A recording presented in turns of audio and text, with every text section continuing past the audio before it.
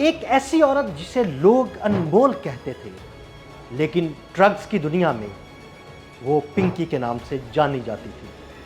14 سال کی عمر میں آنکھوں میں ماڈل بننے کا خواب سجا کر گھر سے نکلنے والی انمول پنکی کیسے بنی؟ آئیے پنکی کی زندگی کے کچھ اسرار و رموز سے پردہ اٹھاتے ہیں۔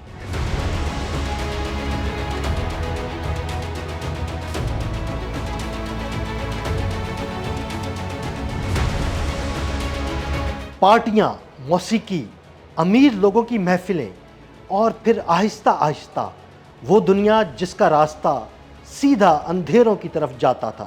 کہتے ہیں کہ انہی پارٹیوں میں انمول کی ملاقات ایک وکیل سے ہوئی، بظاہر قانون کا محافظ لیکن پس پردہ عالمی منشیات نیٹ ورک کا ایک خاموش کرندہ۔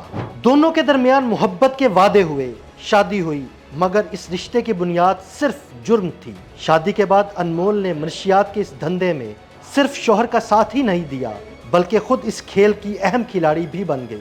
انمول عرف پنکی نے انٹرنیٹ سے کوکین بنانے کے طریقے سیکھے، مختلف تجربات کیے اور آخر اس منشیات کی دنیا کی کوئین بن گئی۔ انمول اس کے وکیل شوہر کی شادی زیادہ عرصہ نہ چل سکی، طلاق ہوئی، لیکن ڈرگز کی یہ کہانی ختم نہ ہوئی بلکہ اصل کھیل تب شروع ہوا جب پنکی نے دوسری شادی ایک پولیس افسر سے کی۔ وہی پولیس جو جرائم روکنے کے لیے ہوتی ہے، مگر اس بار قانون اور جرم ایک ہی چھت کے نیچے تھے۔ پنکی نے اپنے 3 بھائیوں کی مدد سے ایک خفیہ نیٹ ورک قائم کیا جہاں کوئی کسی کو نہیں جانتا تھا۔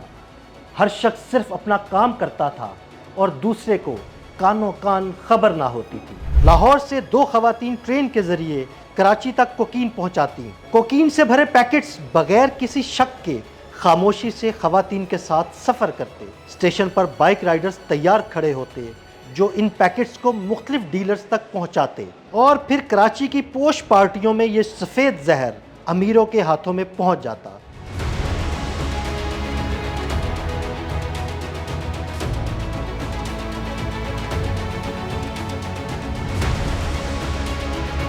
یہ سفید زہر امیروں کے ہاتھوں میں پہنچتا، لیکن اس کی پیمنٹ کیش کی صورت میں نہیں کی جاتی بلکہ ایک منظم اور خاموش نیٹ ورک کے ذریعے یہ پیسہ خاموشی کے ساتھ پنکی کے اکاؤنٹ میں منتقل ہو جاتا۔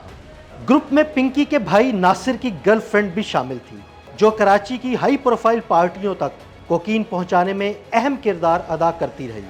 ہر پارٹی اور ہر کہکہے کے پیچھے ایک خاموش زہر گردش کرتا تھا۔ ذرائع کے مطابق ماضی میں کراچی پولیس نے پنکی کے 2 بھائیوں کو گرفتار بھی کیا، لیکن اس کے باوجود پنکی کا یہ نیٹ ورک بڑھتا رہا اور پنکی خاموشی سے کروڑوں روپے کماتی رہی۔